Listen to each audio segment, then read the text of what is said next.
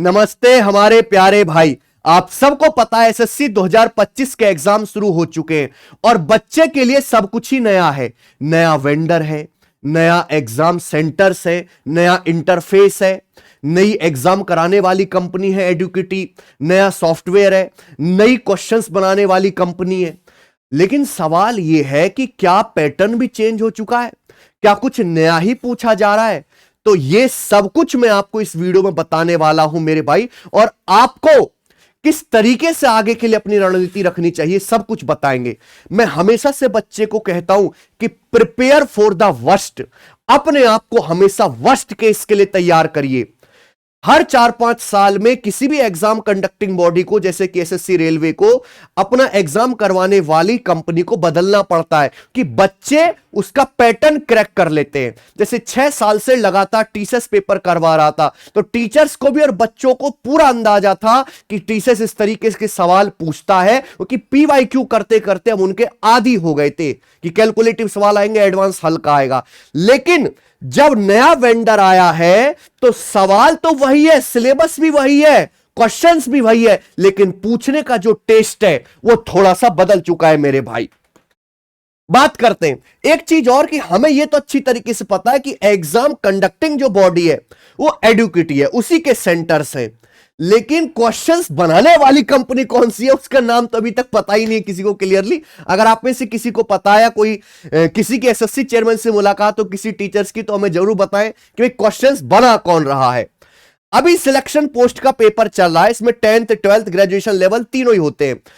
जैसे कि भैया होना चाहिए, वाकई में ऐसा फील हुआ है कि 10th लेवल का paper very easy, 12th level का पेपर मॉडरेट, और वाकई में ग्रेजुएशन लेवल का पेपर बच्चों के अकॉर्डिंग, जिस हिसाब से सारे बच्चे ग्रेजुएट लेवल का पेपर दे के आए, टफ बता रहे हैं, पहले के मुकाबले काफी मुश्किल बता रहे हैं और अनएक्सपेक्टेड पेपर बता रहे हैं। और पेपर हमेशा अनएक्सपेक्टेड ही होना चाहिए। आप जो सोच के जाओ उसी माइंडसेट की चीज अगर एग्जाम में धरी हुई मिल जाए तो परीक्षा कैसी? असली परीक्षा तो तभी होती है जब एक्सपेक्टेशन से अलग चीजें आती हैं, है ना। कुछ क्वेश्चंस, सारा ही पेपर एज इट इज आपके एक्सपेक्टेशन का आ जाए तो फिर मजा नहीं।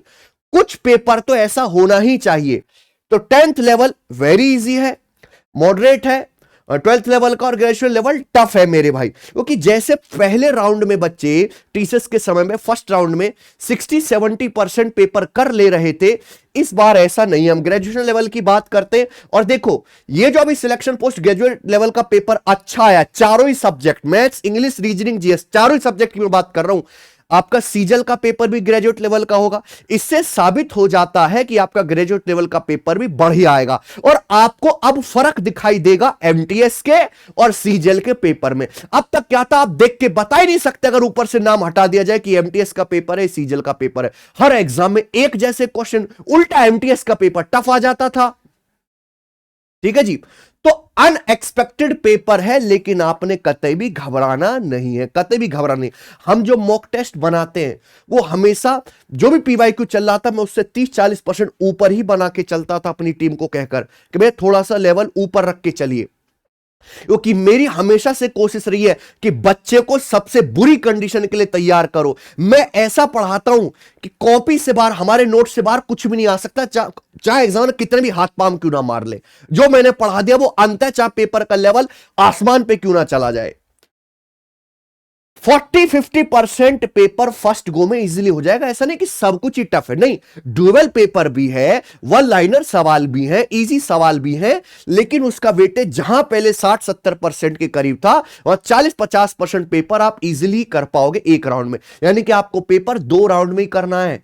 अगर आप ऐसा करने लगे कि शुरू से आखिर तक एक बार में निपटाना है तो पेपर आपका बर्बाद समझिए। पहले राउंड में जो सवाल इजीली हो रहे हैं उनको करिए, 50% तक आपने कर लिए। दूसरे राउंड में 20-30% सवाल और करिए, एक्यूरेसी पूरी रखिए। एक्यूरेसी अगर आपकी अच्छी है तो इसका मतलब आप जो है पार कर जाओगे चीजों को। लेकिन ध्यान रखिएगा, पेपर 2 जो है राउंड में आपको करना है। मैथ्स की अगर बात करें तो मैं बता रहा हूं, हाइट एंड डिस्टेंस, ऊंचाई और दूरी, जिसे बच्चे इग्नोर करते हैं प्री के हिसाब से, उसके बढ़िया लंबी लंबी लैंग्वेज के सवाल आ रहे हैं। और सबसे अनएक्सपेक्टेड चीज यह है कि स्टैटिक्स और प्रोबेबिलिटी, जो कि जो है सीजीएल और सीएचएसएल मेंस के टॉपिक है, वो प्री में आ गए। और छोटे मोटे नहीं, ठीक ठाक सवाल, अच्छे सवाल स्टैटिक्स का भी और प्रोबेबिलिटी का भी। अब मान लो 25 में से 2 सवाल अगर पूछ ले जाए तो वो तो बहुत बड़ी बात हो जाती है ना एक सब्जेक्ट में। ये प्री में आ गए हैं। देखिए सिलेक्शन पोस्ट में केवल प्री होना है, मेंस तो होना नहीं है। अब हम एसएससी से ये नहीं लड़ सकते कि ये तो मेंस के सवाल है, ये तो मेंस के टॉपिक है, आपने प्री में क्यों डाल दिए। नहीं, पेपर अनएक्सपेक्टेड ही होता है। पेपर में जो आ गया इसका मतलब आपको वो करना है। अब यहां मेंस तो है नहीं, प्री है, तो उन्होंने बोला चलो प्री में इनसे ये पूछ लेते हैं। तो स्टैटिक्स और प्रोबेबिलिटी आपको अच्छे से पढ़नी चाहिए और ये पूरी उम्मीद मान के चलिए कि आने वाले सीजीएल और सीएचएल के प्री के एग्जाम में भी, मेंस में तो आता ही आता है, ये स्टैटिक्स और प्रोबेबिलिटी के क्वेश्चन पूछे जा सकते हैं, वो भी ठीक ठाक लेवल के। कोऑर्डिनेट ज्योमेट्री, निर्देशांक ज्यामिति, जिससे बच्चे ऐसे दूर भागते हैं जैसे ये चैप्टर उनको काटने को दौड़ रहा है, तो कोऑर्डिनेट ज्योमेट्री के भी बढ़िया बढ़िया सवाल आ रहे हैं। और देखो सवाल जैसे टीसीएस में होता था कि रिपीट हो रहे हैं, एक ही क्वेश्चन को मल्टीपल शिफ्ट में सेम डाटा बदल के पूछा जा रहा है, वो यहां भी है, वो होता ही रहेगा। क्योंकि भारत की आबादी इतनी है, उसके लिए तो आधी आबादी को इंजेक्शन लगाना पड़ेगा, साफ करना पड़ेगा, जिससे कम आबादी रहे, कम पेपर दे, कम शिफ्ट बने। जब मल्टीपल शिफ्ट बनेंगी, सिलेबस लिमिटेड है, क्वेश्चंस लिमिटेड बन सकते हैं, तो ये कारण है कि क्वेश्चन का रिपीटेशन दिखेगा। तो मैं बताऊं कि कोऑर्डिनेट ज्योमेट्री से भी सवाल आ रहा है। ये आपको चैप्टर जो बच्चे इग्नोर करते हैं प्री के पेपर में, ये पढ़ने पड़ेंगे। तो मैथ्स में बढ़िया लेवल है, लंबी लैंग्वेज के सवाल भी हैं, आसान सवाल भी हैं, जैसा पेपर बनना चाहिए मेरे दोस्त। पेपर बच्चे को सब कुछ मिले, हर चैप्टर कवर हो जाए, इजी सवाल भी दिखे, मॉडरेट भी दिखे और डिफिकल्ट भी दिखे, और फर्क हो पाए बच्चे में कि ये मेहनती बच्चा है, सिंसियर पढ़ने वाला, 10 घंटे पढ़ता है, और ये कबाड़ बच्चा है जो मुंह उठा के पेपर देने आ गया है। बच्चों में फर्क कर पाए ऐसा पेपर दिखा है आपका ग्रेजुएशन लेवल का, और वो आगे भी ऐसे ही मेंटेन रहना चाहिए। इंग्लिश की बात करें तो क्लोज टेस्ट नहीं पूछा गया, वोकैब नहीं आई, मतलब वोकैब डायरेक्ट नहीं आई, पैसेज में वोकैब पूछ ली है या बहुत कम वोकैब आई है। पैसेज बहुत ईजी, एरर डिडक्शन के बहुत ज्यादा सवाल आए बच्चों, एरर डिडक्शन के, एक्टिव पैसिव डायरेक्ट इनडायरेक्ट के बहुत ज्यादा सवाल आए हैं, बहुत ज्यादा active passive direct indirect error deduction. मान लिया आधा पेपर केवल इन्हीं दोनों से भरा हुआ था इंग्लिश का। तो इंग्लिश जैसे कि पिछले 3-4 साल से इंग्लिश में बच्चों के हजारों बच्चे ऐसे थे जो 100% स्कोर करते थे, बहुत इजी इंग्लिश आ रही थी। इंग्लिश का लेवल इस बार मॉडरेट से डिफिकल्ट की तरफ है। रीजनिंग की बात करूं तो सीरीज के तगड़े तगड़े लॉजिक वाले सवाल आए हैं, क्रिटिकल रीजनिंग के सवाल आए, स्टेटमेंट एंड कंक्लूजन बेस्ड बहुत सारे क्वेश्चन रीजनिंग में दिखे हैं, जो बच्चों को बहुत ज्यादा क्वेश्चन देखने की आदत नहीं है। स्टेटमेंट कंक्लूजन के 4 से 5 सवाल। जीके जीएस की बात करूं तो बिल्कुल ही अलग टाइप की जीके जीएस, केवल प्रीवियस ईयर की जो आप सीरीज देखते हो ना, ये प्रीवियस ईयर की सीरीज है, ये देख के हमारा काम हो जाएगा, ये काम नहीं चलने वाला। अब आपको कंसेप्चुअल, जो कंसेप्ट से टीचर पढ़ाता है ना, बेसिक से शुरू करके सीक्वेंस में जो टीचर पढ़ाता है सब्जेक्ट एंड तक उधेड़ के, वो सवालों से ही जीके समझाने वाला, वो काम नहीं होगा। क्योंकि यूपीएससी जैसे सारे के सारे सवाल स्टेटमेंट बेस्ड पूछे गए, और जब क्वेश्चन स्टेटमेंट बेस्ड है तो आपको जीके जीएस पीवाईक्यू बेस्ड नहीं, क्रिटिकली जो है कंसेप्चुअली पढ़ना है। समझ में, ये फर्क यहां पे पैदा हो जाएगा। तो चारों ही subject maths, English, reasoning, GS 40-50% paper doable, और उसके बाद वही बच्चा कर पाएगा जो घर से बहुत मेहनत करके पढ़ा हो, जो 7-8 महीने रगड़ के खुद को गया हो मेरे भाई। ठीक है जी, तो पेपर जैसा बनना चाहिए, सुधार किया है। और सबसे अच्छी बात यह कि फर्क आपको दिखेगा। 10th लेवल आसान है, ग्रेजुएशन लेवल वाकई में बढ़िया ग्रेजुएशन लेवल के हिसाब से ही पेपर है। ठीक है, आगे भी एसएससी इस तरह की चीजों को मेंटेन रखे। और लेकिन मेरी एसएससी से रिक्वेस्ट यही है कि जो सर्वर पे इश्यू चल रहा है, जो टेक्निकल इश्यू चल रहा है, जो एग्जाम सेंटर्स के इंफ्रास्ट्रक्चर की हालत खराब है, लैब्स कम होने की वजह से जो बच्चों को 400-400, 500-500 किलोमीटर दूर भेज दिया गया है, जो कई सारे सेंटर पे टेक्निकल इश्यू की वजह से एग्जाम कैंसिल हुआ है, इस तरह की समस्याएं ना हो, बिल्कुल ना हो। और कोशिश करें एसएससी की क्वेश्चंस का रिपीटेशन कम से कम हो, ज्यादा से ज्यादा टॉपिक को कवर किया जाए और हर सब्जेक्ट को बैलेंस करके पूछा जाए। इस तरीके से पेपर बनाया जाए कि कट ऑफ 60-70% पे लिमिटेड हो जाए मेरे भाई, 90% को कट ऑफ ना क्रॉस करे। तो मुझे लगता है कि मैं आपको अच्छी तरीके से समझा पाया हूं कि किस तरह का पेपर हुआ है। मैं ये नहीं कह रहा कि पेपर टफ है, 40-50% पेपर हर कोई बच्चा जो पढ़ के गया थोड़ा बहुत भी वो कर लेगा, असली लड़ाई उसके बाद शुरू होगी। ठीक है जी, चलो अब मेरे भाई हम आ जाते हैं वापस जिसके लिए हमने वीडियो बनाई है। देखिए जो एडिक्विटी कंपनी जो आई है, जिससे बच्चे जोड़े नाराज से चल रहे हैं अभी, काफी चलो उसको बाद में बात करेंगे। इसने काफी स्टेट एग्जाम भी कराए मध्य प्रदेश में, जैसे उन्होंने पुलिस का पेपर कराया था, पटवारी का पेपर कराया था, तो उस पुलिस और पटवारी के क्वेश्चंस मेरे पास सारे टाइप होकर रखे। आपको पता है कि भारत में कोई भी पेपर होता, केरला में भी अगर कोई पेपर होगा तो उसके क्वेश्चन टाइप होकर मेरे पास आ जाते हैं। तो वो क्वेश्चंस हमारे पास टाइप हुए हैं, रखे। एडिक्विटी ने पेपर कराया था, है ना, 1-2 साल पहले ही। तो वो क्वेश्चंस से मैंने एक सेट तैयार किया है। जिस तरह का अभी ट्रेंड कल के दिन में दिखा है, उससे एक जो है मैंने सेट तैयार किया है एआई का इस्तेमाल करके। भाई हम एआई के इस्तेमाल में पीछे नहीं है ना, हम खूब एआई का इस्तेमाल कर रहे हैं। और ये क्वेश्चंस मैं आपको करवाऊंगा जिस तरीके का। अब आपको 25 सवाल मेरे साथ करने, कॉपी पेन लेके बैठिए, आपको फर्क समझ में आ जाएगा कि टीसीएस जो सवाल पूछ रहा था और जो अब एडिक्विटी वेंडर के आने से जो क्वेश्चंस पेपर अब सेट हो रहे हैं उनमें क्या फर्क है।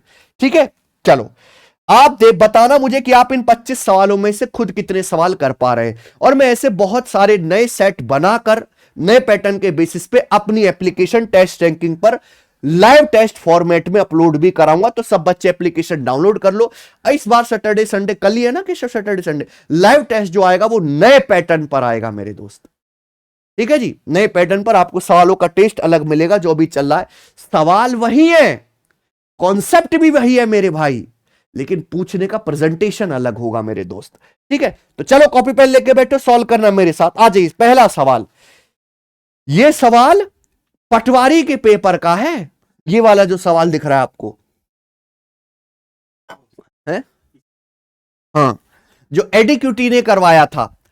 एक त्रिभुज की 3 साइड का गुणनफल 2400 क्यूबिक सेंटीमीटर है और ट्रायंगल की सरकम रेडियस 12 है। बताओ ट्रायंगल का एरिया क्या है। ट्रायंगल की सर्कल की रेडियस यानी कि परिवृत्त की त्रिज्या। आपको फॉर्मूला पता है किसी भी ट्रायंगल के सर्कल की रेडियस कैपिटल आर का फॉर्मूला ए बी सी बटे 4 डेल्टा। जहां ए बी सी ट्रायंगल की साइड है, डेल्टा ट्रायंगल का एरिया है। जब आपको ये फॉर्मूला नहीं पता होगा सवाल नहीं कर पाओगे, केवल वैल्यू रखना है। सर्कल की रेडियस यहां पे 12 है, तीनों भुजाओं का गुणनफल यहां पे कितना है, 2400 है, बटे 4 डेल्टा। आप बोलोगे यस सर बिल्कुल सही। 12 से 2400 200 बार चला जाएगा। डेल्टा बराबर 200 बटे 4 यानी कि 50, यानी कि 50 सेंटीमीटर स्क्वायर आंसर है। पहला ऑप्शन करेक्ट है बच्चे।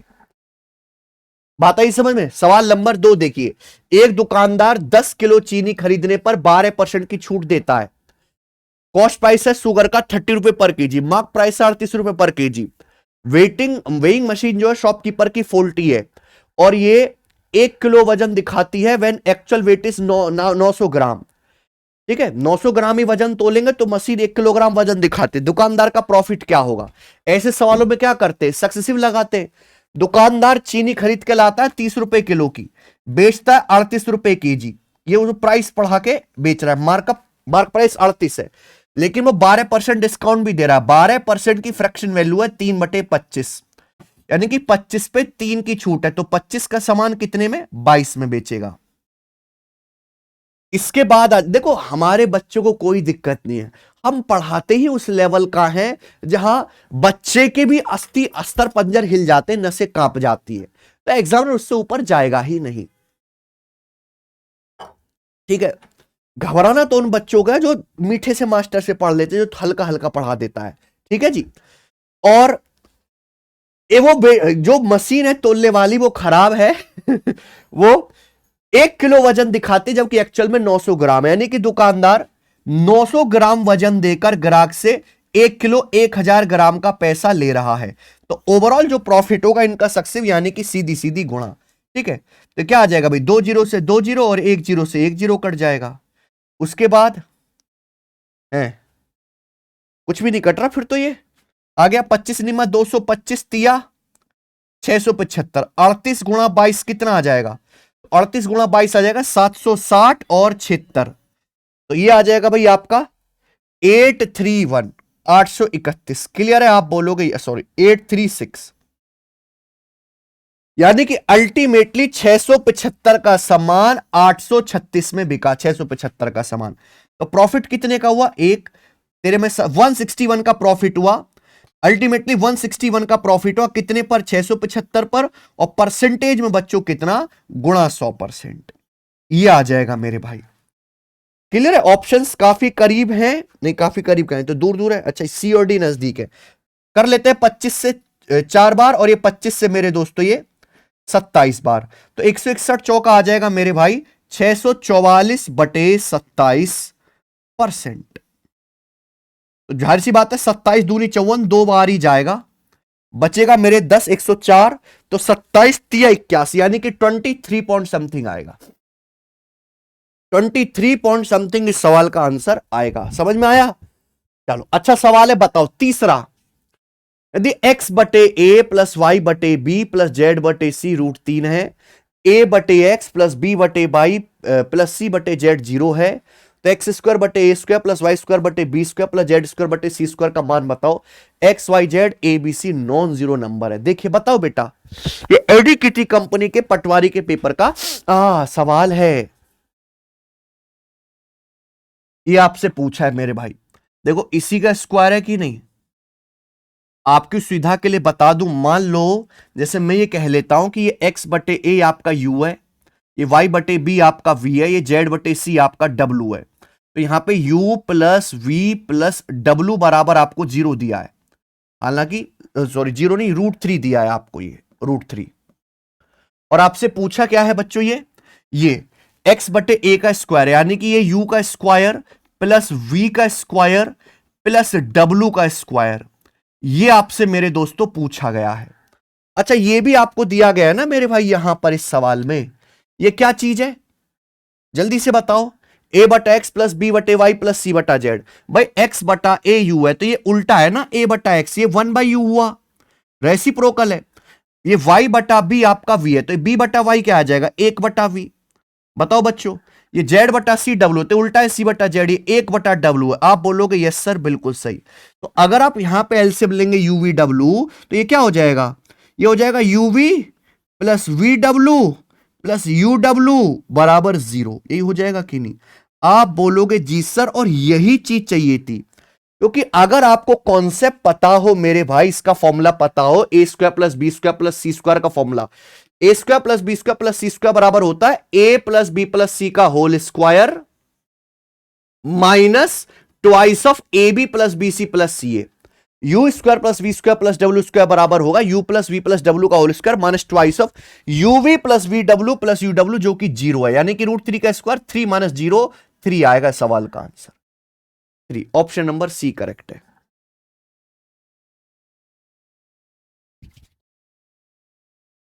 ठीक है, आइए। The variance of no observation is 64। 9 आंकड़े हैं, 9 ऑब्जर्वेशन है, उनका वेरिएंस, उनका प्रसरण 64 है। अगर ईच वैल्यू को डबल कर दिया जाए और हर वैल्यू में फिर 7 जोड़ दिया जाए, तो नया स्टैंडर्ड डेविएशन क्या होगा। गजब का सवाल मेरे भाई, और ये सवाल कोई नया नहीं है, हमने एक वीडियो बनाई है स्टैटिक्स की, इसी चैनल पे पढ़ी हुई है, देखिएगा, उसमें सेम सवाल मैंने आपको कराया है। बच्चों ने गलत किया होगा सवाल भैया।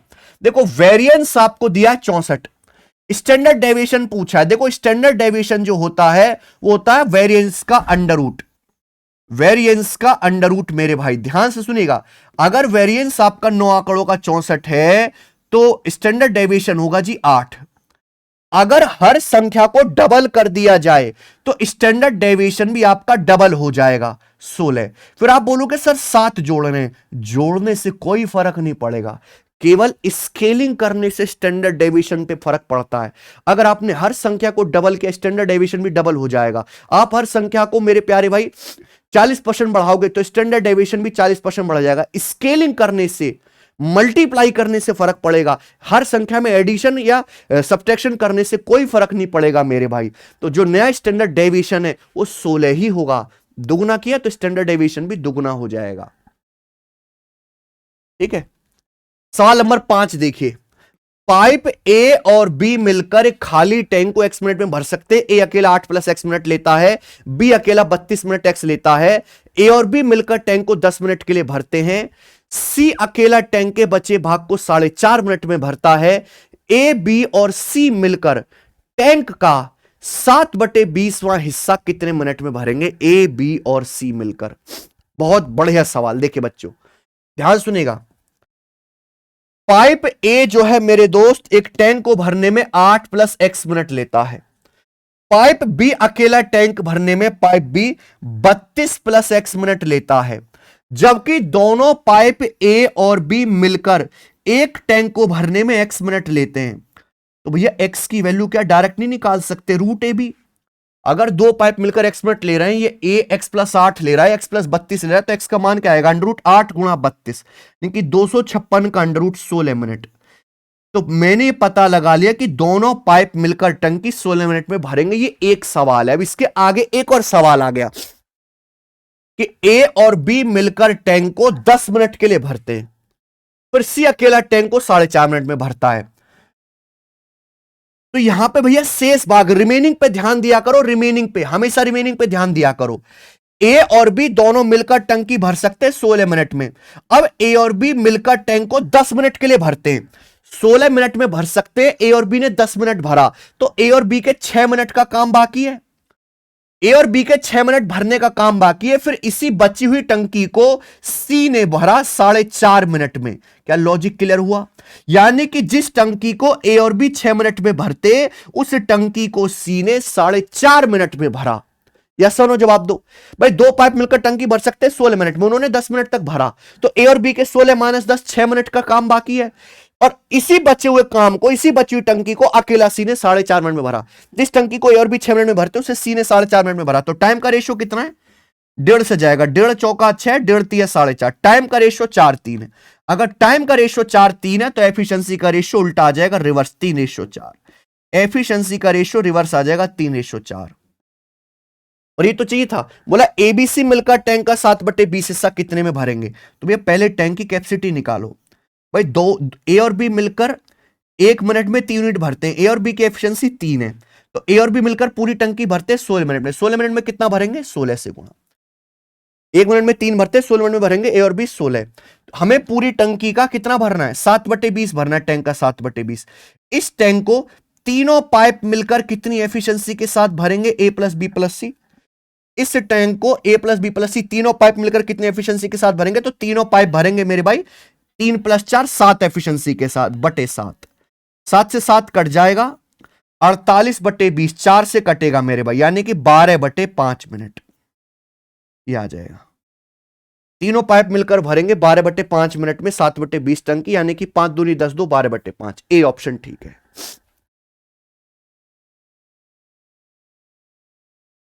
अच्छा सवाल है, सबको समझ में आया होगा, बताइए। सवाल नंबर 6। ए बी और सी एक काम को 40 60 80 दिन में कर सकते हैं। ए बी और सी 10 दिन तक काम करते हैं, फिर ए उस काम को छोड़ देता है। बी और सी 4 दिन तक काम करते हैं, फिर बी छोड़ देता है। अच्छा, और ए वापस आ जाता है। अब ए वापस आ जाता है, फिर ए और सी ने 8 दिन तक काम किया। उस काम का कितना भाग बचा है? अरे बाप रे बाप, बताओ जल्दी से। कहानी है, सवाल बहुत आसान है। देखो टोटल काम 1 होता है, 1 में से पता लगाओ ए बी सी ने कितना काम कर दिया। ए किसी काम को 40 दिन में कर सकता है, एक दिन में कितना काम करेगा? 1/40। ए एक दिन में 1/40 करेगा। देखो तीनों ने मिलकर 10 दिन काम किया, यानी कि ए ने 10 दिन काम ये किया है, फिर ए भाग गया, फिर वापस आ गया, फिर ए और सी ने 8 दिन काम ये किया है, तो ए ने 10 दिन ये, 8 दिन 18 दिन काम किया। ए एक दिन में 1/40 काम करता है, 18 दिन में करेगा 18/40 काम। ठीक है जी। बी की बात करो, बी पूरा काम 60 दिन में करता है, एक दिन में करेगा 1/60 काम। बी ने कितने दिन काम किया? भाई तीनों ने 10 दिन तक काम किया, साथ में मिलकर बी ने 10 दिन काम किया, फिर ए चला गया, बी और सी ने 4 दिन काम किया, फिर ए वापस आ गया, ए और सी ने काम किया, यानी कि बी ने 10 दिन ये और 4 दिन ये, 14 दिन काम किया। तो बी 14 दिन में कितना काम करेगा? 14/60। सी पूरा काम 80 दिन में कर सकता है, एक दिन में कितना करेगा बच्चों? 1/80। क्लियर है? आप बोलोगे यस सर, 1/80 एक दिन में। सी ने कितने दिन काम किया? भाई सी ने 10 दिन काम ये किया है, 4 दिन ये किया है, फिर सी ने ए के साथ 8 दिन किया है, तो 10 4 14 और 8 22 दिन। सी ने 22 दिन काम किया है। सी एक दिन में काम करेगा 1/80, 22 दिन में कितना काम करेगा? 22/80। बोलो हाँ, 22/80 आ जाएगा। क्लियर है? आप बोलोगे यस सर, एकदम क्लियर है ये प्लस। ठीक है, किसी को कोई समस्या? आप बोलोगे नहीं सर कोई भी समस्या नहीं है इसमें, तो बड़ा ही इजी हो गया। तो मैंने ये पता लगा ले एबीसी ने काम कितना किया, तो 18/40 प्लस 22/80, ये भी 11/40 हो जाएगा ना। ये 22/80 को 11/40 लिख सकते हैं। तो 18/40 प्लस 29/40 प्लस 14/60, 14/60 का मतलब 7/30। एलसीएम तो आपका 120 आ जाएगा। तो 40 + 120, 29 + 27, 30 चौका 120, 7 चौका 28। ठीक है जी। तो आ जाएगा 100, 115/120, 115/120 से फिर 5 से कट गया 23/24, यानी कि 23/24 काम हो गया टोटल में से। 23/24 काम डन, एबीसी ने कर दिया। तो बचा काम कितना? 1/24 काम बचा है भाई, ए ऑप्शन आंसर है। टोटल काम 1 होता है, 1 में से 23/24 हुआ, तो बाकी काम कितना है? 1/24। अच्छा सवाल, आप एलसीएम लेके भी कर सकते थे, ये मैंने आपको फ्रैक्शन से बता दिया। 7वां सवाल देखिए, बताओ बच्चों, ये पटवारी के पेपर का सवाल है, एडिक्विटी को करो तुम नहीं हो आज तक, ना करो ना फिर पेपर में ना होते सवाल है। चलो, x बराबर √2 प्लस √7/2 -2 माइनस √7/2, और इसी पैटर्न के सवाल आ रहे हैं, बिल्कुल इसी पैटर्न के सवाल आ रहे हैं कि देखो एक ही एग्जामिनर है, उसी को तनख्वाह मिलनी है, उसी टाइप का गणित आता, वो वैसे ही सवाल बनाएगा। x ये है तो ये पूछा है। देखो भैया, या तो x का मान निकालो, मेरे देखो कभी भी इस टाइप का पैटर्न होता है, हम x का मान डायरेक्ट नहीं निकालते, हम निकालते हैं x का स्क्वायर। आप दोनों तरफ से स्क्वायर करो मेरे भाई, तो x का स्क्वायर क्या आ जाएगा? जल्दी से जवाब दो बेटा, खटाखट जवाब देना है। ये समझिए कि आपका a है, ये समझिए कि आपका b है। तो ये a माइनस बी का स्क्वायर क्या होता है? a square plus B square minus 2ab, यानी कि 2 + 7√2, पूरा डिटेल में बता रहा हूं मैं आपको। ये आ जाएगा a square plus B square, इसका स्क्वायर करेंगे तो अंडर रूट हट जाएगा, 2 minus √7/2, A square plus B square -2ab, -2ab का मतलब इन दोनों की गुणा। जब इन दोनों की गुणा करेंगे तो रूट के अंदर तो है 2 + √7/2, 2 माइनस √7/2, क्या आएगा भैया? 2 का स्क्वायर 4 माइनस √7/2 का स्क्वायर 7/4, ये हो जाएगा रूट के अंदर x + y गुणा x - y, x square minus y square, ये कट गया मेरे भाई। 4 चौक 16, 16 माइनस 7 9/4, 9/4 का अंडर रूट 3/2, यानी कि 2 से 2 भी कट गया, तो आ गया 2 2 4, 4 माइनस 3 1, एक्स स्क्वायर 1 आ गया। ठीक है, अंडर रूट लेंगे तो x का मान 1 आएगा, पॉजिटिव आएगा, क्योंकि बड़ी में से छोटी संख्या घटा रहे हैं आप। x1 आ गया, ये पूछा, ये क्या है भैया? 3 + 1 4/3 माइनस 1 2, 4/2, यानी कि 2 आंसर है। 8वां, एक मोटरसाइकिल का मार्क्ड प्राइस 17,560 है, जो कि कॉस्ट प्राइस से 12% ज्यादा है। अगर मोटरसाइकिल को 5% डिस्काउंट पर बेचा जाए तो प्रॉफिट परसेंटेज क्या होगा? इसकी कोई जरूरत नहीं है। एक मोटरसाइकिल का मार्क प्राइस कॉस्ट प्राइस से 12% ज्यादा, ये मार्कअप है। मार्क प्राइस कॉस्ट प्राइस से जितना ज्यादा होता है उसे मार्कअप कहते हैं। डिस्काउंट दिया जाता है 5%, प्रॉफिट क्या होगा? मार्कअप और डिस्काउंट का सक्सेसिव। 12 - 5 - 12 गुणा 5/100, ये प्रॉफिट परसेंटेज आ जाएगा। मजा आ रहा है बेटा? बुखार में मैं आपको पढ़ा रहा हूं। 7 12 पंजे 60/100 आ जाएगा 0.6, यानी क्या जाएगा? 6.4% प्रॉफिट, बी ऑप्शन 6.4%। आइए आगे, सवाल नंबर 9। साइन माइनस कॉस 2/5 है, तो साइन टू थीटा, देखते ही पता लगना चाहिए सवाल में। Sine minus cos, sine plus cos से साइन टू थीटा में जाना है, square. Sine theta minus cos theta का स्क्वायर क्या होता है? Sine square theta plus cos square theta 1 -2 sine theta cos theta. 2 sine theta cos theta को ही साइन टू थीटा कहते हैं मेरे भाई। 2/5 का स्क्वायर 4/25। क्या एक स्टेप में सवाल नहीं आ गया? साइन टू थीटा क्या आ गया?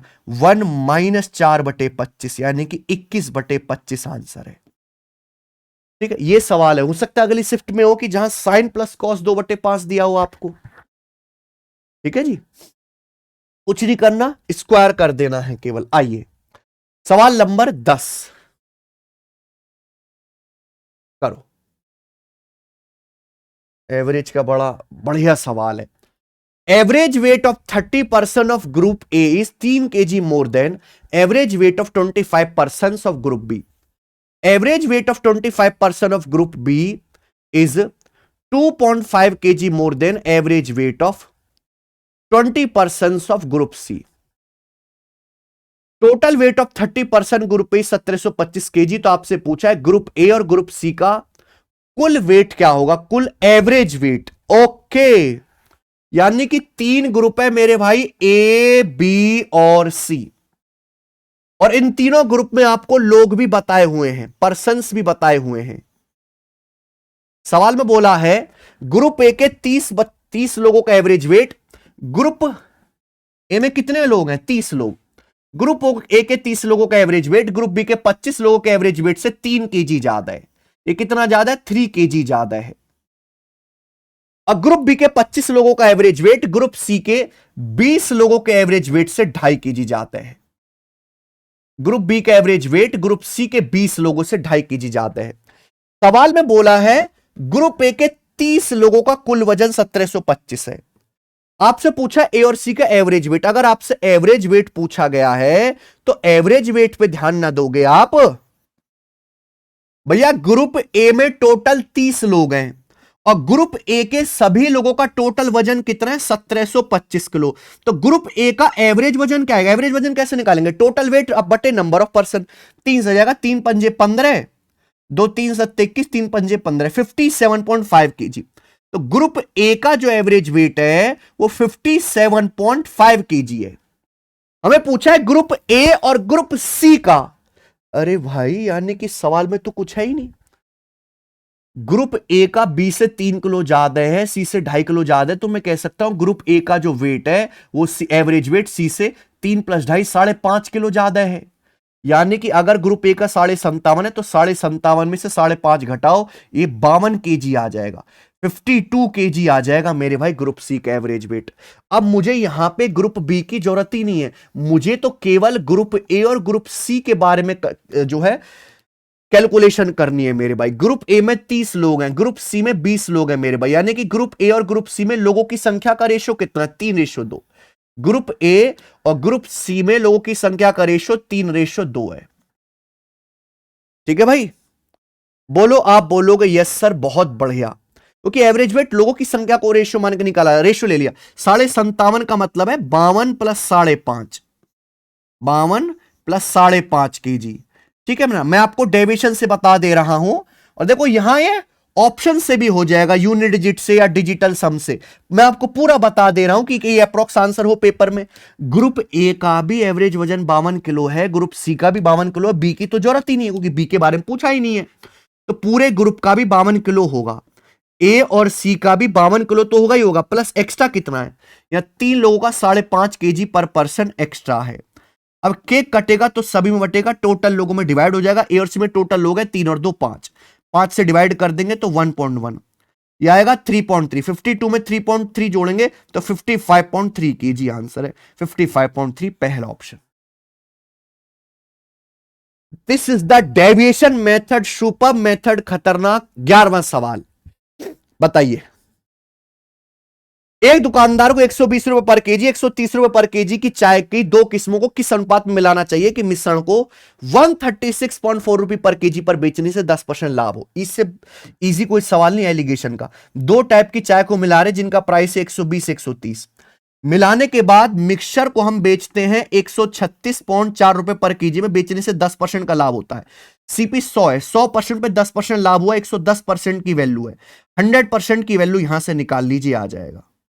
ठीक है, 0 से डेसिमल, 0 से 0, 11 से 11 कम 11, 11 दूनी 22, 11 चौक 44, 124 रुपए पर केजी मिक्सचर का सीपी आएगा। किस रेशियो में लाना चाहिए, घटाओ 6, और ये घटाएंगे मेरे भाई, एलिगेशन लगाएंगे 4, 6 4 का रेशियो 3 2, 3 2 के रेशियो मिलाना चाहिए, सी ऑप्शन ठीक है बेटा। आता ही आता है सवाल, चाहे कोई भी हो। सवाल नंबर 12, 2 लाइंस -3,5 पर एक दूसरे को इंटरसेक्ट करती हैं और परपेंडिकुलर है। 2 लाइन -3,5 पर एक दूसरे को प्रतिच्छेद करते लंबवत है। पहली लाइन का इक्वेशन 4x - 7y + 47 है। दूसरी लाइन की इक्वेशन क्या है, यह सवाल है, बताओ जरा कैसे करेंगे। बहुत दूर भागते हो ना कोऑर्डिनेट ज्योमेट्री से। हम भी यूट्यूब पे कोऑर्डिनेट ज्योमेट्री पढ़ाते हैं, कोई बच्चा जो है पढ़ने को राजी नहीं होता, जैसे काटने को दौड़ता है। जब पेपर में सवाल आते हैं तो क्यों रोते हो?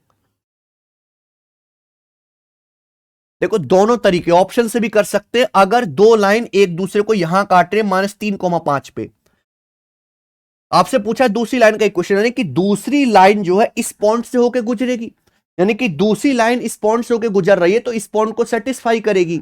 अगर मैं x की जगह -3 y की जगह 5 रखूं तो इक्वेशन सेटिस्फाई सेट होनी चाहिए। यहां रखो, एक ऑप्शन से कर लेते हैं ना, x की जगह -3 -21 प्लस 20 प्लस 1 21 और -21 बराबर 0, सेट हो गया।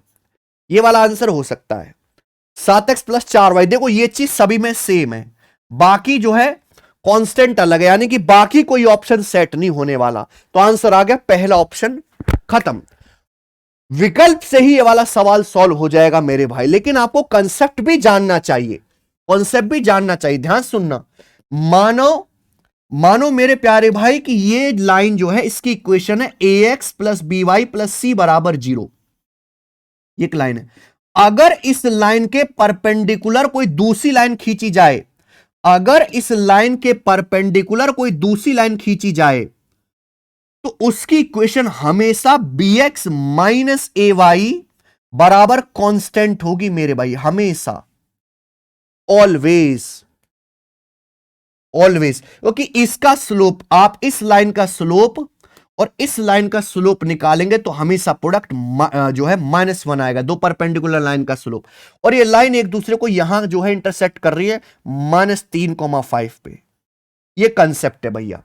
तो अगर एक लाइन की इक्वेशन ये है तो दूसरी लाइन की जो परपेंडिकुलर होगी उसकी इक्वेशन होगी ये, है ना, ये एक्स वाई कोफिशिएंट चेंज कर दो, 7x और 4y, साइन चेंज कर दो, माइनस से तो प्लस हो जाएगा, 7x प्लस 4y बराबर कांस्टेंट, ये आएगा हमेशा लाइन की इक्वेशन। और कांस्टेंट कैसे आएगा, अगर ये दोनों लाइन -3,5 से गुजरने तो ये पॉइंट इस दूसरी लाइन पर भी होगा, सेटिस्फाई करेगा। x की जगह -3 रखो, -21, y की जगह 5 रखो, 4 पंजे 20 बराबर k। तो k का जो मान है यहां से -1 आएगा और ये वैल्यू आप यहां रखेंगे तो लाइन की इक्वेशन बनेगी 7x प्लस 4y बराबर -1 या 7x प्लस 4y प्लस 1 बराबर 0। ये बेसिक कॉन्सेप्ट है मेरे भाई। सवाल नंबर 13, x बराबर √5 प्लस 2 रूट 6 बटे 5 माइनस 2 रूट 6। तो x square into x minus 10 का स्क्वायर, बताइए क्या होगा। ये भी स्क्वायर है, ये भी स्क्वायर है, एक चादर में ले लेते हैं, यानी कि x इंटू एक्स माइनस 10 का होल स्क्वायर। तो ये यानी कि एक्स स्क्वायर माइनस 10x का होल स्क्वायर है मेरे भाई। और स्क्वायर कर रहे हैं संख्या का, यानी कि पॉजिटिव ही आना चाहिए, पॉजिटिव। खैर ये तो आंसर हो ही नहीं सकता बेटा, क्योंकि परफेक्ट स्क्वायर है।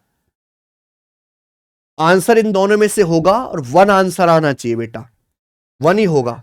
देखिए x बराबर अगर ये है तो बताओ क्या उत्तर है। तो पहले इसको सॉल्व करेंगे, रेशनलाइजेशन करेंगे। नीचे 5 माइनस 2 रूट 6 है, नीचे 5 माइनस 2 रूट 6, तो क्या करेंगे, ऊपर नीचे 5 प्लस 2 रूट 6 से गुणा करते हैं। ऊपर नीचे हम लोग 5 प्लस 2 रूट 6 से गुणा करते हैं, रूट के अंदर, नीचे भी और ऊपर भी। तो नीचे a minus b, a plus b, a square minus b square हो गया, 5 का स्क्वायर 25 माइनस 2 रूट 6 का स्क्वायर 4 6 24, नीचे आपका 1 हो गया। ऊपर क्या आ गया, 5 plus 2 root 6, 5 plus 2 root 6, 5 plus 2 root 6 का स्क्वायर हो जाएगा मेरे भाई। और ये अंडर रूट लेंगे तो यानी कि x का मान कुछ और नहीं है, 5 प्लस 2 रूट 6 है। ठीक है, आपसे पूछा जहां एक्स स्क्वायर आ रहा है, एक्स स्क्वायर आ रहा है, यानी कि आपको दोनों तरफ से स्क्वायर करना ही करना है। तो एक्स स्क्वायर बराबर आएगा 25। अच्छा हमें 10 चाहिए ना, तो पहले 5 को इधर ले आते तो बात बनेगी।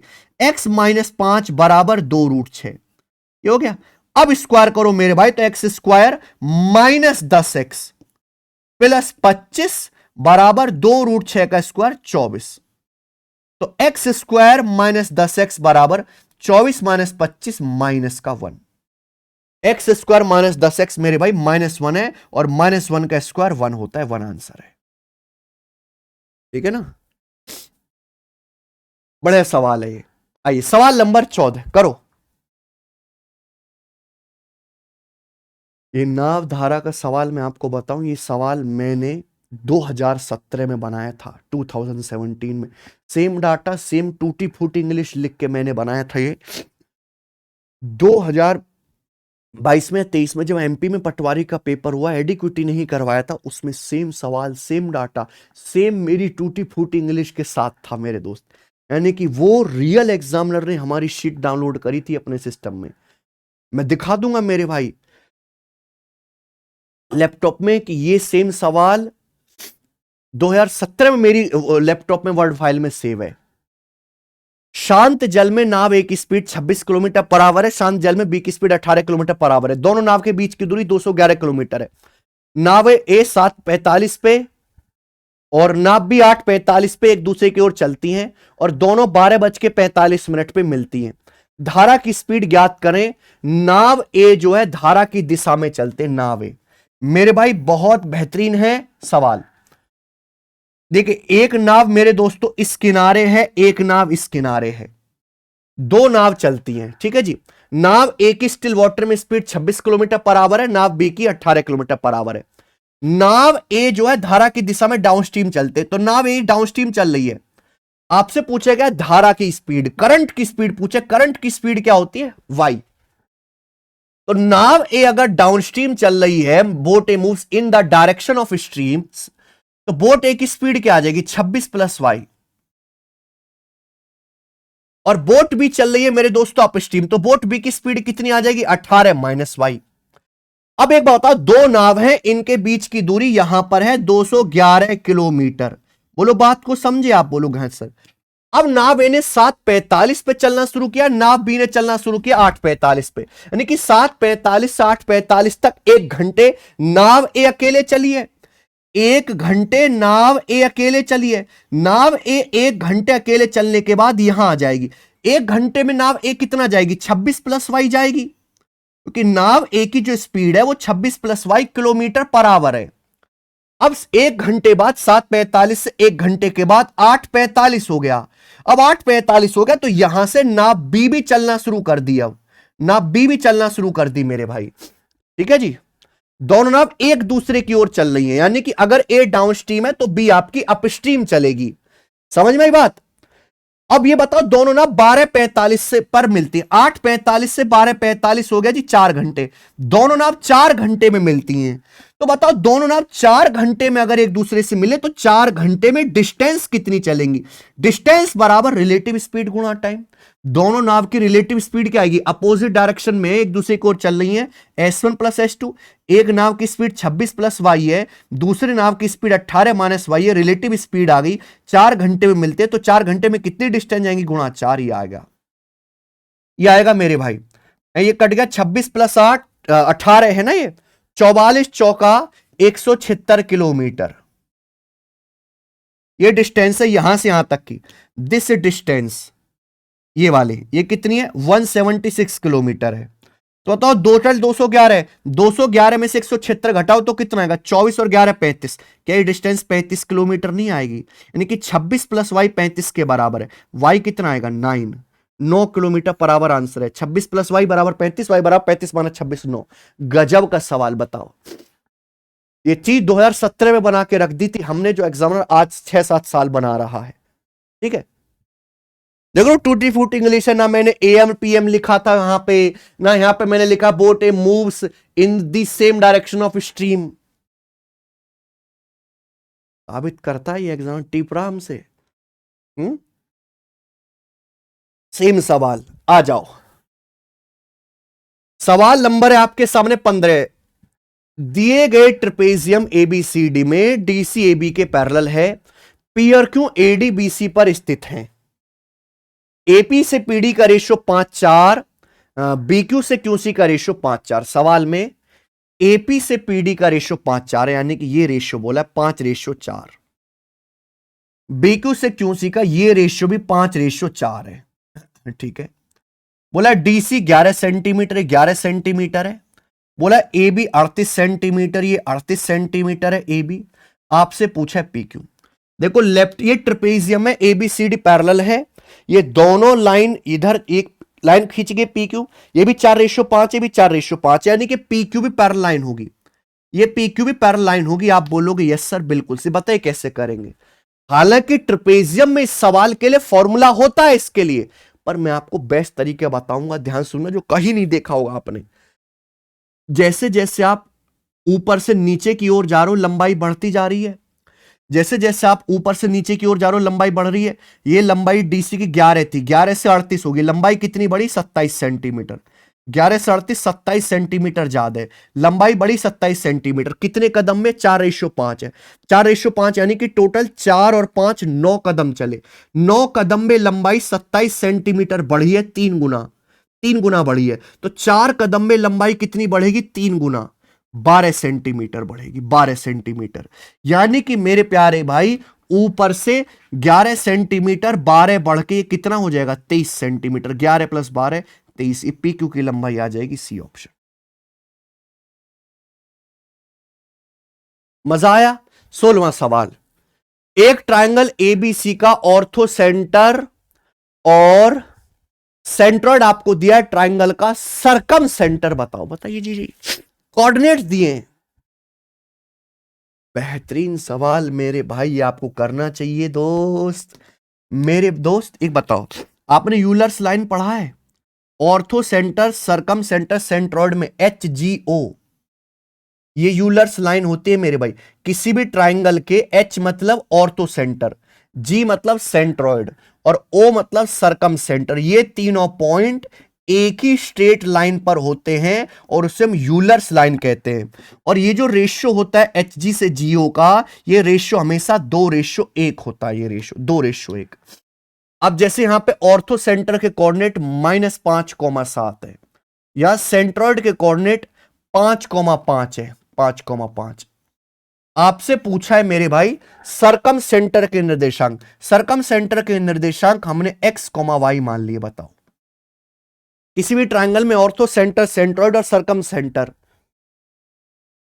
तीनों एक ही सीधी रेखा पर होता है, इसे यूलर्स लाइन बोलते हैं। और HG से GO का रेशियो 2:1 होता है। अब बताओ प्यारे भाई, यहां ये लाइन इंटरनली डिवाइड कर रहा है सेंट्रॉइड 2:1 में। तो क्या आपने इंटरनल डिवीजन का कंसेप्ट नहीं पढ़ा? जैसा आपको एक्स कोऑर्डिनेट निकालना, ये यहां पे सेंट्रॉइड का एक्स कोऑर्डिनेट 5 है, तो 5 कैसे आएगा मेरे भाई? बताओ।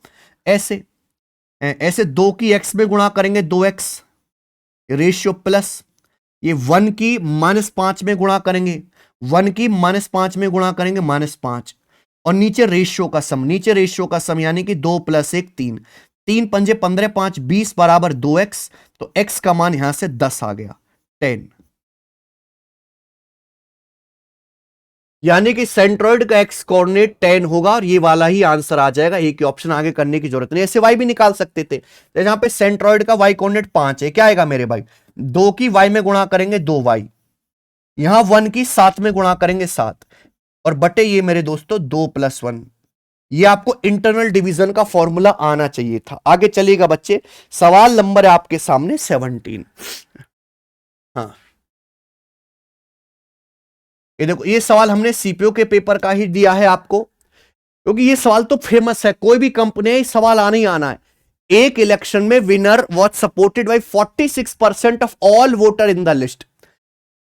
एक चुनाव में विनर को वोटिंग लिस्ट में जितने वोटर है उसका 46% मिला, और he got 410 votes more than his only rival. उससे अपने विरोधी से 410 वोट ज्यादा मिले, एक ही विरोधी है उसका।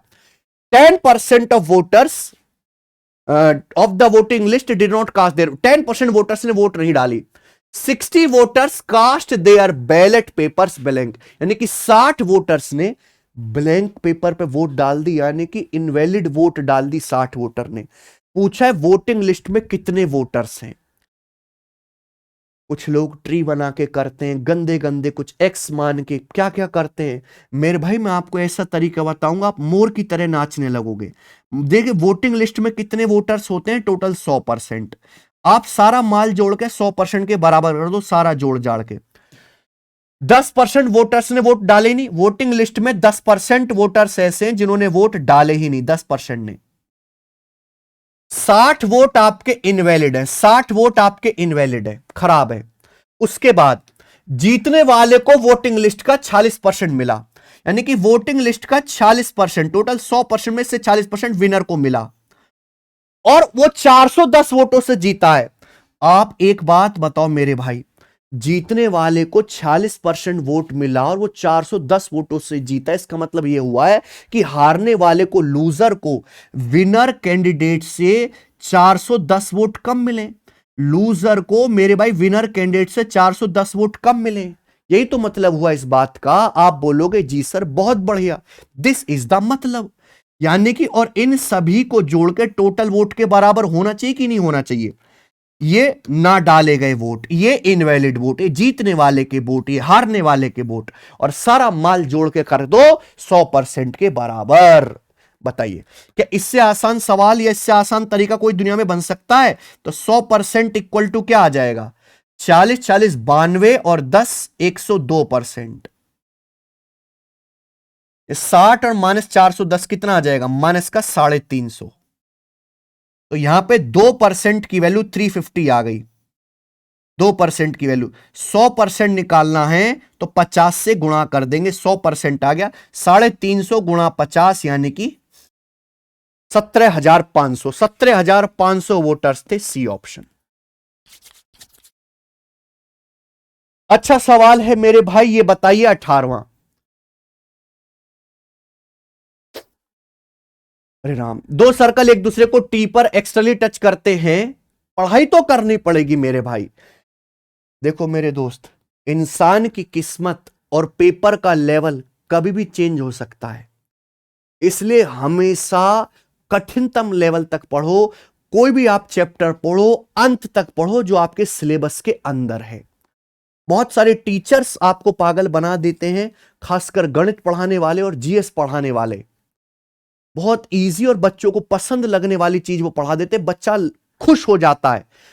वो कभी खुद से तो प्रैक्टिस करता नहीं, क्योंकि उसे टीचर से इतना ज्यादा प्यार हो गया कि उसी पे भरोसा कर लेता है।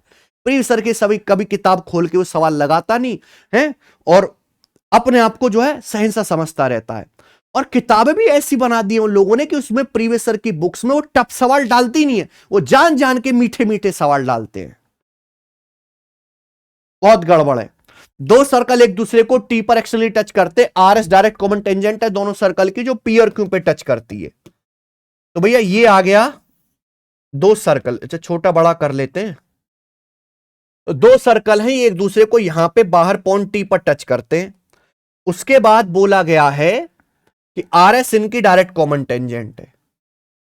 तो आर एस जो है दोनों सर्कल की टेंजेंट है, डायरेक्ट कॉमन टेंजेंट। पी और क्यू पे, अच्छा पी और क्यू पे है, सॉरी ये गड़बड़ कर दी हमने भी। ये लाइन है आर एस जो दोनों सर्कल की टेंजेंट है, कहां? पॉइंट पी और क्यू पे टच कर रही है।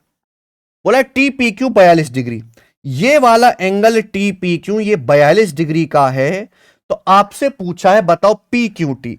पी क्यू टी यानी कि आपसे ये वाला एंगल पूछा है। बच्चों एक बात बताइए, अगर दो सर्कल ऐसे टच कर रहे हैं, ये टचिंग पॉइंट है, तो ये एंगल हमेशा 90 डिग्री का होगा। ये वाला एंगल, ये 90 42 है, तो कितना बचेगा? 90 में से 42 घटाओ 48 डिग्री का। ठीक है जी, तो ये पी क्यू टी 48 डिग्री का आ जाएगा। डायरेक्ट थ्योरम बेस्ड सवाल था ये वाला। आगे देखिएगा, ये भी ज्योमेट्री का। आई ट्राइंगल एबीसी का इन सेंटर है। ए बी बराबर ए सी बराबर 15 सेंटीमीटर है, बी सी 24 है, ए आई बताओ। बेहतरीन सवाल मेरे दोस्त, गजब। बहुत कुछ सीखोगे आप इस सवाल में। सवाल को देखते ही मैं समझ गया कि आइसोसेलेस ट्राइंगल के बारे में बात हो रही है। आइसोसेलेस ट्राइंगल के बारे में, ये आपका ट्राइंगल ए बी सी है, इसमें दो साइड बराबर है। ये साइड ए बी 15 है, ये साइड ए सी 15 है, और ये वाली जो साइड है बी सी 24 है। अब इसका इंसेंटर आई है, अंतः केंद्र। आपसे ए आई पूछा है, आप बताओ ये इस आइसोसेलेस ट्राइंगल का एंगल बाइसेक्टर होगा। एंगल बाइसेक्टर मान लीजिए ए डी। अब लॉजिक ये है कि आइसोसेलेस ट्राइंगल में ये लाइन एंगल बाइसेक्टर भी होगी, ये हाइट भी होगी, ये मीडियन भी होगा, यानी कि ये इंसेंटर इसी लाइन पर होगा। सब कुछ यही लाइन होगी मेरे भाई। अब अगर ये 24 है तो आधा आधा करेगा, बाइसेक्ट करेगा 12 12। अब आप खुद बताओ, 90 डिग्री के सामने 15 है, 12, तो हाइट कितनी आ जाएगी? 9 सेंटीमीटर। 9 12 15 ट्रिपलेट हो गया। पर प्रॉब्लम यह है कि आपसे सवाल में यह पूछा है एआई। एआई कैसे आएगा? इसके लिए तो प्यारे बच्चों आपको कंसेप्ट पता होना चाहिए। कंसेप्ट, मान लो अगर कोई ट्राइंगल है जिसकी साइड है ए बी सी, ठीक है जी, ए बी सी, ये ट्राइंगल है भाई, ए बी सी। अगर इस ट्राइंगल का हम एंगल बाइसेक्टर खींच रहे हैं, ये वाला, ये एंगल बाइसेक्टर खींचा, मान लो मैंने सी डी, ये एंगल बाइसेक्टर है, ये मैंने एंगल बाइसेक्टर खींचा मेरे भाई, सी डी। ठीक है, ये हाफ हाफ कर रहा है, थीटा थीटा, और ये मेरे दोस्तों इसका यहां पे इन सेंटर है। तो ये इन सी आई से आई डी का जो रेशियो होगा, एंगल बाइसेक्टर पे इन सेंटर होता है, इन सेंटर एंगल बाइसेक्टर को दो टुकड़ों में बांटता है, एक बड़ा टुकड़ा और एक मेरे दोस्तों एक छोटा टुकड़ा। इनकी लेंथ का जो रेशियो है, मैंने एंगल सी का बाइसेक्टर खींचा है, तो एंगल सी बनाने वाली साइड का सम ए प्लस बी बटे थर्ड साइड सी। ये कंसेप्ट है, एंगल बाइसेक्ट इन सेंटर जो है कौन समद्विभाजक के दो टुकड़े करता है, ऊपर बड़ा ये नीचे छोटा है ना, ये तो ये जो रेशियो होगा सी आई से आई डी का, ये हमेशा एंगल बनाने वाली साइड का, एंगल सी का बाइसेक्टर खींचा, एंगल बनाने वाली साइड का रेशियो बटे third side. This is the concept. अब यहां पे भी आप लोग ए आई से आई डी का रेशियो निकाल सकते हैं, ए आई से आई डी का। एंगल ए का बाइसेक्टर खींचा, एंगल ए बनाने वाली साइड ये 15 है, ये 15 है, तो 15 प्लस 15 30 बटे तीसरी साइड है 24। तो रेशियो आ गया जी यहां पे 5:4, 6 पंजे 30, 6 चौक 24, 5:4 आ गया। ठीक है जी, कोई प्रॉब्लम? अब ये रेशियो अगर 5:4 है मेरे भाई, 9 को 5:4 में ब्रेक करोगे तो 5 और 4 सेंटीमीटर ही ना आ जाएगा। ये 5 सेंटीमीटर है, 4 सेंटीमीटर, तो एआई की लंबाई 5 सेंटीमीटर ही आ गई। क्या गजब का सवाल था भाई साहब, मजेदार प्रश्न। आइए 20वां, 320 और 205 मीटर लंबी दो रेलगाड़ियां समांतर पटरियों पर चल रही हैं, एक दूसरे की ओर, एक दूसरे की ओर चले, यानी कि अपोजिट डायरेक्शन में। एक रेलगाड़ी 70 की स्पीड से, दूसरी रेलगाड़ी 56 किलोमीटर पर आवर की स्पीड से। एक दूसरे को पार करने में कितना समय लगेगा? जब भी दो रेलगाड़ी एक दूसरे की ओर चलती हैं, कितनी डिस्टेंस चलेंगी? दोनों की लंबाई का सम 320 प्लस 205। अगर एक दूसरे की ओर चल रही है तो अपोजिट डायरेक्शन होगा, टाइम बराबर distance but relative speed. Opposite direction में रिलेटिव स्पीड आएगा 70 प्लस 56 किलोमीटर पर आवर है। मीटर पर सेकंड में बदलने के लिए 5/18 ये करना पड़ेगा। तो कितना आएगा मेरे भाई? 525। ये ऊपर हो गया 7, ये आ जाएगा मेरे भाई 7 और 5 126 गुणा 5/18। बोलो 18 7 126, 5 से 105 बार, यानी कि आ जाएगा 15 सेकंड। 15 7 105, 15 सेकंड में एक दूसरे को पार करेंगी, ए ऑप्शन। ठीक है जी, कोई परेशानी इसमें? कोई परेशानी नहीं, पूरा बता दिया। 21वां सवाल, 10 बच्चे हैं, इनकी हाइट दी है ये सेंटीमीटर में, तो आपसे पूछा approximate sample variation, sample variance पूछा है, स्टैंडर्ड डेविएशन नहीं पूछा। बहुत बेहतरीन मेरे प्यारे, बताइए जी क्या आंसर है?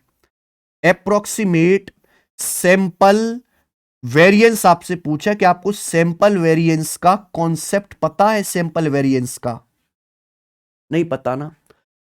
सैंपल वेरिएंस का कॉन्सेप्ट है सिग्मा एक्स माइनस एक्स बार का होल स्क्वायर और बटे n-1। n-1 होता है, ना कि n। जैसे यहां कितने स्टूडेंट है? 10 स्टूडेंट है, तो n की वैल्यू 10 है, 10 है। और ये x बार क्या है? x बार है मीन ऑफ ऑल ऑब्जर्वेशन, सभी डाटा का एवरेज है, मीन है मेरे दोस्तों। यानी कि मुझे इन 10 स्टूडेंट्स का एवरेज निकालना पड़ेगा, एवरेज। अब एवरेज कैसे निकालोगे मेरे भाई?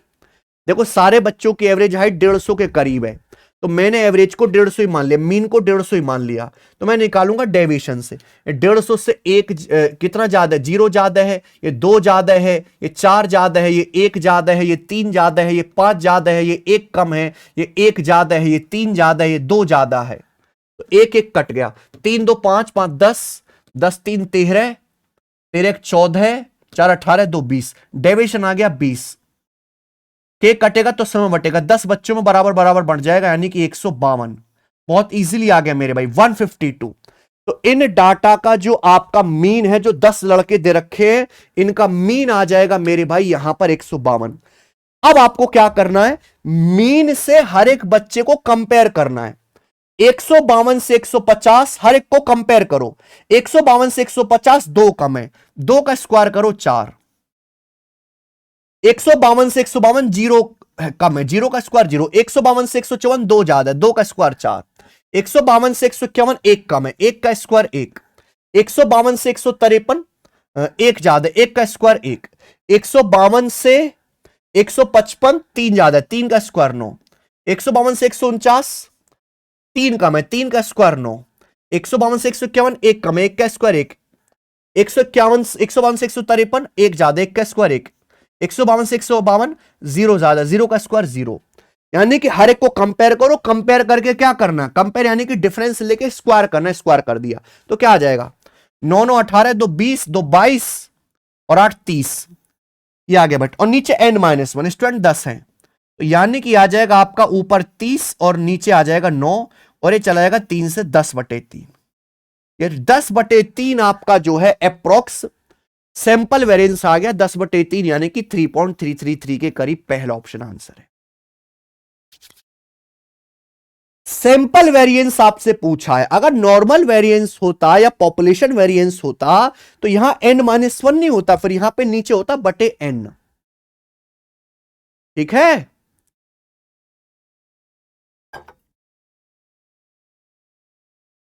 ऐसे सवाल प्री में आ रहे हैं, अच्छी बात है, करो। 22वां, दो संख्याओं का एचसीएफ 6 है, एलसीएम 216, ये एचसीएफ है और ये एलसीएम है। दोनों संख्याओं का योग 222 है, उनके रेसिप्रोकल का सम क्या है। मान लीजिए मैंने संख्या मान ली कि दोनों संख्याएं ए और बी है, डायरेक्ट ट्रिक होती है पर बेसिक भी बता दे रहे। संख्याओं के रेसिप्रोकल यानी कि 1/a और 1/b, ये आपसे पूछा है। यहां पे एलसीएम क्या आ जाएगा, ए बी, ऊपर क्या आ जाएगा मेरे भाई, a प्लस बी, ये हो जाएगा। आप बोलोगे हाँ जी सर। संख्याओं का सम डायरेक्ट दिया है 222, और नीचे क्या है, ए बी, यानी कि संख्याओं का प्रोडक्ट, और दो संख्याओं का प्रोडक्ट ही हमेशा उनके एलसीएम और एचसीएफ के प्रोडक्ट के बराबर होता है। संख्याओं के एचसीएफ और एलसीएम के प्रोडक्ट के बराबर होगा 6 गुणा 216। ठीक है जी, 6 या 18, 6 7 42, 37/216 आंसर है ए ऑप्शन।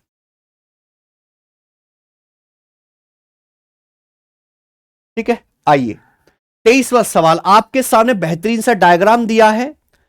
बोला क्या, लाइन टीबी सर्कल के सेंटर से होके जाते, रेडियस क्या है, टीबी, ये टीबी है, सेंटर से होके जा रही है, टी यहां पे टेंजेंट है, यानी कि 90 डिग्री का एंगल होगा भैया। सर्कल की रेडियस, देखो प्यारे बच्चों सवाल में वैसे कुछ भी नहीं है, ये सर्कल के बाहर से टेंजेंट है और ये सीकेंट है, तो टेंजेंट सीकेंट प्रॉपर्टी लगा देते हैं। टेंजेंट 6 का स्क्वायर बराबर क्या आएगा, छोटी छलांग 4 और पूरी बड़ी छलांग, पूरी बड़ी छलांग आपकी पीबी, यानी कि पीबी आ जाएगा 36/4 9। पीबी की वैल्यू आपकी 9 आ जाएगी। ठीक है, और हालांकि आपको पीबी ही चाहिए, ठीक है ना, आपको एक्स की वैल्यू नहीं निकालनी पड़ेगी, 9 आ जाएगी, पीबी की वैल्यू 9 आ गए यहां से यहां तक। अब आप जो है बच्चों, राइट एंगल ट्राइंगल दिखाई दे रहा है ये वाला, इस राइट एंगल ट्राइंगल को ध्यान से देखो, इस राइट एंगल ट्राइंगल को, यहां 90 डिग्री के सामने 9 है और ये 6 है, तो पाइथागोरस थ्योरम से तीसरी साइड क्या आएगी, √9 का स्क्वायर माइनस 6 का स्क्वायर, यानी कि 3 और 15 45, यानी कि 3√5 आ जाएगा। 45 9 पंजे 45 होता है, रूट आ जाएगा 3√5।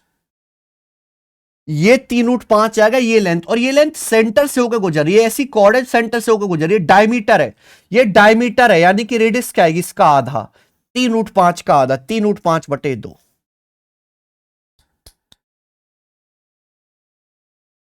ठीक है, आसान था। 24वां,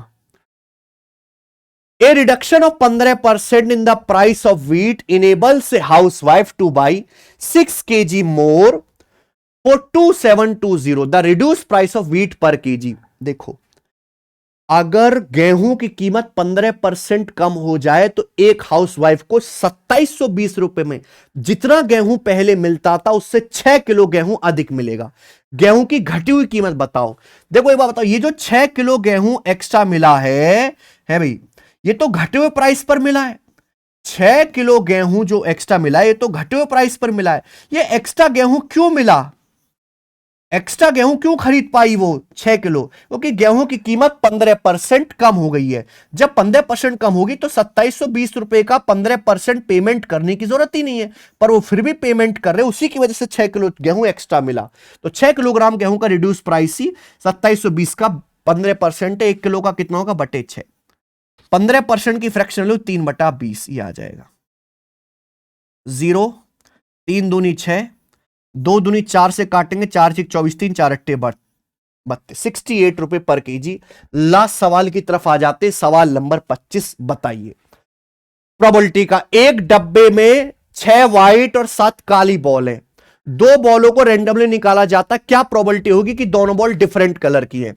एक डब्बे में 6 व्हाइट और 7 ब्लैक बॉल्स है, यानी कि टोटल 13 बॉल्स है। ठीक है जी। अब इन 13 बॉल्स में से 2 बॉल्स निकाली जाती हैं, तो 2 बॉल्स निकालने के टोटल कितने वे हैं? 13 C2। अब बोला है कि क्या प्रोबेबिलिटी कि दोनों अलग अलग कलर की, क्या मतलब कि एक बॉल व्हाइट निकले, एक बॉल ब्लैक निकले। अब व्हाइट तो व्हाइट में से निकलेगी, 6 व्हाइट बॉल में से एक व्हाइट बॉल आने की जो चांसेस है 6C1, 7 ब्लैक बॉल में से एक ब्लैक बॉल आने के जो है तरीके 7C1। तो आ जाएगी प्रोबेबिलिटी 6 गुणा 7, 13 C2 क्या आ जाएगा? 13 C2 को मतलब 13 गुणा 12 बटा 2, 2 से 12 6 बार, 6 से 6 कट जाएगा, 7/13। तो दोनों बॉलों के डिफरेंट कलर होने की संभावना 7/13 है, डी ऑप्शन। खत्म। ठीक है जी। कितना बढ़िया देखिए हमने सेट बनाया, मजा आ गया होगा, मुझे भी करवा के मजा आया। और ऐसे ही बहुत सारे सेट में बनाना शुरू कर दूंगा अब रात भर से, ठीक है, अभी से ही। और कल जो आपको हमारी एप्लीकेशन टेस्ट रैंकिंग पे लाइव टेस्ट मिलेगा, पहली बार भारत में वो इंटरफेस था जहां पहली बार था एप्लीकेशन पे जहां नए इंटरफेस पे पेपर हुआ। यह भी इंडिया में पहली बार होगा कि जब आपको नए पैटर्न के हिसाब से, नए एडिक्विटी के हिसाब से आपको क्वेश्चंस देखने को मिलेंगे। कल के ऑल इंडिया लाइव टेस्ट में एप्लीकेशन डाउनलोड कर लीजिएगा। मैंने आपको एग्जाम के बारे में सब कुछ बता दिया, समझा दिया है। सवाल आपको कैसे लगे, आप कितने सवाल खुद से कर पाए हैं, वो मुझे कमेंट्स में जरूर बताइए। और कम से कम इतने लेवल के सवालों के लिए आप अपने दिमाग को तैयार करके जाइए, ठीक है ना। इसके बिना बात नहीं बनेगी मेरे दोस्त, ठीक है। चलिए, वीडियो को ज्यादा से ज्यादा शेयर करिएगा। जो भी बच्चे एसएससी की तैयारी करें, लाइक करना, कमेंट्स करना मेरे भाई, ठीक है। आप चाहते हो कि मैं ऐसे ही सैंपल पेपर और करवाऊं, करवाता ही रहूं, तो कमेंट्स में लिखिएगा। धन्यवाद, बाय।